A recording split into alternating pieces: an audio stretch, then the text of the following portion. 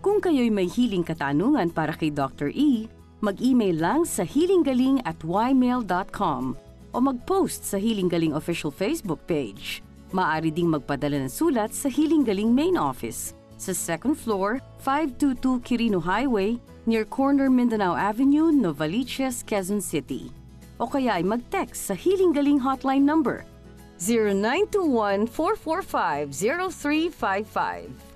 At abangan ang sagot ni Dr. E sa inyong mga katanungan sa Healing Galing sa Radyo 5 tuwing Sabado alas 6 hanggang alas 8 ng umaga at tuwing Linggo alas 10 ng umaga hanggang alas 12 ng tanghali. Mapapanood din sa Action TV tuwing Sabado alas 6 hanggang alas 7 ng umaga at tuwing Linggo alas 10 hanggang alas 11 ng umaga. At sa TV5 tuwing Linggo with Dr. E and Chef Jeremy alas 7 hanggang alas 8 ng umaga. Ayan, Doc, ito yung version ko ng ng bulalo. Bulalab! Bulalab! Pero dahil sa lalus natin ginawa, pwede rin bulalus. Bulalong magbibigay buhay sa ating skin. Yan ang handog ni Chef Jeremy Fabia sa Hiling Sangkap. Lasapin ang sarap sa pagbabalik ng Hiling Galing sa TV. Year 2.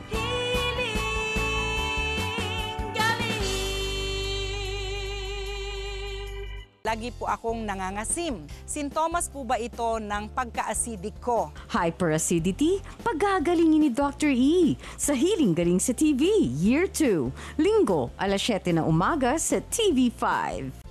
Mga kapatid, isang paalala mula kay Dr. E. Ang happy thoughts and feelings ay nakaka-healthy, pero ang bad vibes and negative intentions ay very stressy.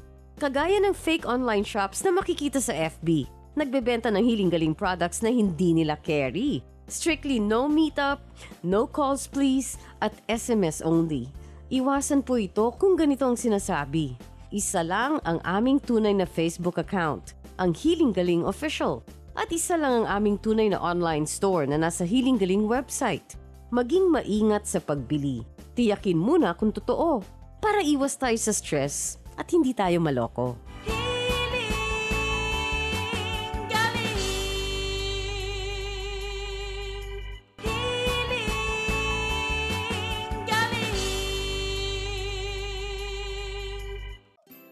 Tulad na lang ng pagmamahal ni Paring Papay kay Maring Olive, paiinitin ko ang hindi lang inyong summer, kundi ang inyong hapagkainan dahil hindi lang isa, dalawa, kundi 3 klase ng spinach ang ating Hiling Sangkap para sa araw na ito. At ang prescription ko naman sa inyo, Bulalab. Simulan na natin. So kailangan lang natin dyan, syempre yung 3 klase ng spinach, yung spinach na regular spinach, yung ating vine spinach o yung tinatawag nating alugbati, at yung ating water spinach. Kangkong, tama, okay. Tapos itong beef shank, kasama na yung marrow, yung ginagamit talaga sa bulalo. Sikat yan dito sa Batangas, pati sa Tagaytay.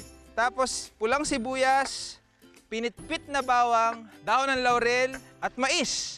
I have here our water. Bago pa siya mag-reach ng boiling point, lagay na natin yung ating sibuyas. 3 points. Bawang. Layup. Ayan. May trivia ako sa inyo sa peppercorn. Sabi nila, ang pinaka-maximum daw na lasa ng peppercorn ay nasa 16 na piraso lang. Pero kayo, kahit naman damihan natin, okay lang, di ba? Kasi kung ma-pepper talaga kayo, depende sa panlasa ninyo yan. Kulang pa sa inyo yung 16, kahit na yun na yung maximum, dagdagan nyo pa. Kung gusto nyo, may nakakagat kayo na pepper bawat subo. Sarap din yun eh. Lagay tayo ng asin, seaweed salt, lagay tayo ng konting oil. Ito na yung beef shank tsaka marrow. Well, alam nyo ba, may mga studies ako nabasa na yung laman ng marrow, mainam siya para sa may mga skin condition. Pakuluan lang natin to. Kung meron kayong pressure cooker, mga 1 oras. Pero kung wala naman, medyo matagal to. So mga 3-4 na oras. Kung pwede nga, buong araw nyo siyang pakuluan para mas lumasa eh. Mas matagal, mas slow cooking, mas low heat, mas magiging malasa inyong bulalo. Takpan lang natin to. Okay, hanggang siya ay lumambot. Nag-snorkeling muna ako, guys. Sarap dito. Alam nyo, meron sila ditong snorkel na yung para ka nang naglalakad, yung hihinga ka na lang na diretso sa bibig. Ang galing dito sa Lalus. Ayan, naku, baka lumambot na. Siguro may mga 2 hours na rin yun. Okay, dami ko na rin nakita mga isda, dami ko na na-meet ng mga friends sa ilalim. Okay, so pagbubuksan nyo, always away from you para yung steam hindi pumunta sa mukha ninyo. Lagay na natin yung mais. Siyempre, unahin natin to bago yung ating mga spinach. Kasi para hindi malabog agad at hindi mangitim. Okay, so mais muna. Cover. Swimming muna ako ulit. Grabe, ang ganda ng buhangin dito. Alam niyo, walang kalat. Dapat ganito talaga sa mga beach, no? Dapat hindi kayo nagkakalat. Kung magkalat man kayo, pulutin nyo, ha? Kung ayaw nyo, Okay. Ay, ito na pala yung mais. Ayan, manilaw-nilaw na yung mais. Ngayon, lalagay na natin yung... Okay, bago yung mga spinach natin, ito muna, dahon ng laurel. Since tayo mga Pinoy, mahilig tayo sa mga condiments, mga pampalasa, patis, toyo, name it. Kung ano man yan, itong recipe natin hindi na kailangan nun. Kasi, on its own, malasa na siya. Tapos may laurel pa. Eh di ba, bango pa yan lalo. Lagay na natin tong spinach. Okay, anong gusto nyo unahin? Any? Hindi. Dapat ang unahin nyo kung ano yung mas tough. Which is yung alugbati.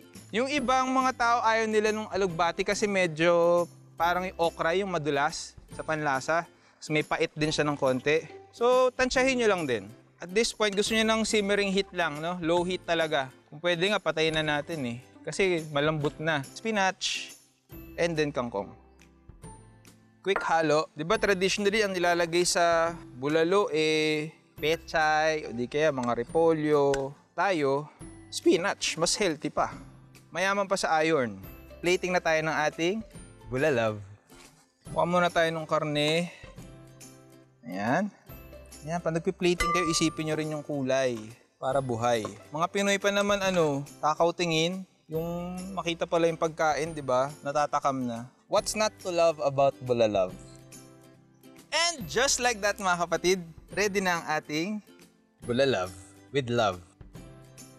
Ayan, Doc, ito yung version ko ng ng bulalo. Bulalav? Bulalav. Pero dahil sa lalus natin ginawa, pwede rin bulalus. Oo nga, Hindi, alam mo ba ang tamang pronunciation ng luz para sa mga may pangalang napakagandang pangalan nito? Paano, Doc? Tanungin mo si Mr. M. Paano? Kasi Espanyol, ang pronunciation po nila dyan ay la luz. Laluz. Dapat lumalabas yung dila. Laluz. Oo. Ano ibig sabihin ng luz? luz? Dito po sa La Luz Beach Resort, La Luz, light, liwanag. Light. O, di ba? Parang sing aliwalas ng lalus dito sa Correct. itong Kahit resort gabi na to. po dito ay well-lighted. O, Ay, di ba? gusto ko yan. Hindi ka maliligaw. Ayan. Ay, Doc, pakita ko sa'yo. Tignan mo, Fall off the bone yung karne, Hilahin ko, ha? Ay, ang galing. Sabay subo yan. Sayang naman. Kailangan malambot na malambot. Malambot. No? Mas matagal mong pakuluan talaga, Doc. Parang malambot siya. pinakuluan ng husto ni Alf. Very good, At napakaganda pong mag-overdose sa init. Init ng araw, init ng bulalo, pati table po namin ang init. Nakakita ba kayo ng inihaw na kahoy, etong table natin? Mainit-init nga, Doc. At bagay siya dun sa sa tamis ng mais. Yes, yung mais ay sweet corn at may dahon po tayo dito Ano yung dahon na ginamit natin? 3 klase ng spinach yan, Doc. Wow, ano yan? May alugbati o yung vine spinach. Vine spinach. Yung karaniwang nabibili sa palengke. Yeah. Yung local natin. Meron din yan yung normal na spinach, yung parang spinach ni Papay. Oh! Tapos meron din yan yung water spinach o yung karaniwan natin sinasahog pag meron tayong sinigang. Alam mo yan, Doc? Ano yon? Kangkong! Alam mo ba, Chef? Yung iba nating mga kapatid, hindi nila nakaklasify under the spinach family ang kangkong. Talaga, Doc? Bakit? Akala nila kangkong lang. Ganon? So ngayon po alam na natin na miyembro ng spinach family ang kangkong. Alam mo, Doc, ito may trivia ako. Ito yung bulalav natin. Perfect din to dun sa kind ng diet na pinopromote ng Hiling Galing. Which is hydrating. Kasi hydrating siya. May sabaw. May sabaw. Merong collagen at protein na perfect din to sa may mga skin asthma. Yan, no? Kasi po, ang collagen ay galing doon sa bone marrow, no? Yung nasa loob ng buto ng bulalo. Meron ba dito? Yan. At saka, Chef, yung mga malalambot na akala mo taba, no? Pero pag kinuha mo siya doon sa sabaw ng bulalo, pag isinubo mo, nagme-melt sa bibig mo. Katulad yan. Parang mantikilya pag natunaw. Oo, Ayan, yan, nagme-melt. Collagen po yun at hindi po yun cholesterol, no?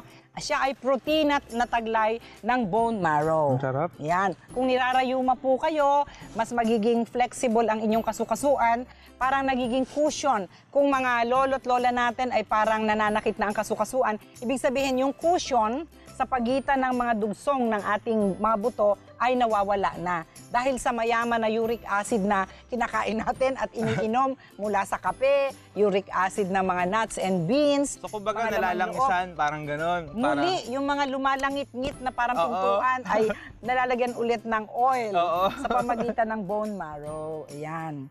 At kumpleto na pala to. May carbohydrates ka dahil may mais. Tsaka, no? Dok, yung, may sugar din. Yung lasa ng corn, na-absorb nung mais yung sabaw? Yung Yes. bulalab So natin? sisip-sipin mo siya. Yan ang bulalab. Yan po ang tunog ng bulalab. Dito sa La Luz Bulalab. Di ba? Ay mga kapatid, marami pong mga nag-aakala na pag mainit ang panahon, ay huwag na tayo humigop ng mainit na sabaw. Nakakatulong po ang paghigop ng mainit na sabaw para ilabas natin ang ating init sa katawan. Kasi you will notice, ayan si Chef, pinapawisan na. Ako po ay pinapawisan na. Nare-release po sa pamagitan ng pagpapawis ang sobrang init ng ating katawan. Kaya drink pa more, no?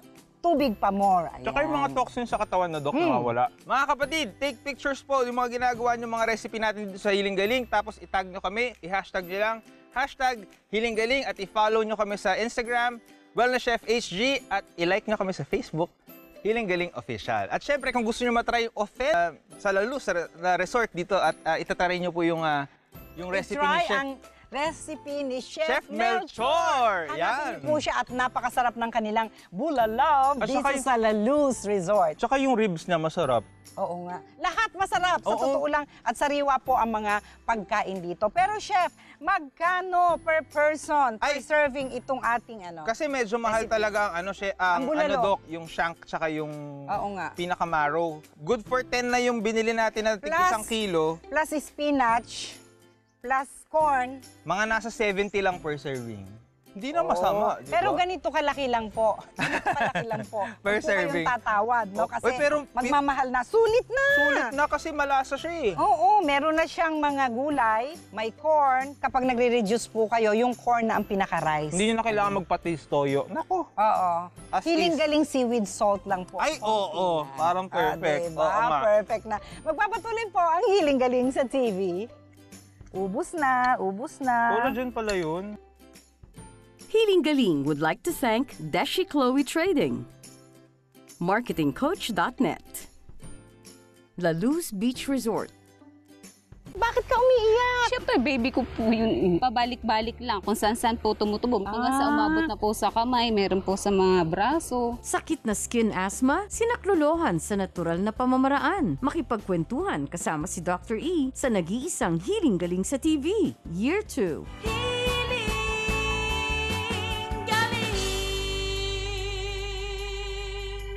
Kaya mahalaga po mga kapatid na kumain sa tamang oras, lalong-lalo na po sa mga nagdidieta para ma-achieve ang kanilang beach body. Tamang dieta ang payo ni Doktora sa Hiling Galing sa TV, Year 2, Linggo, alas 7 ng umaga sa TV5.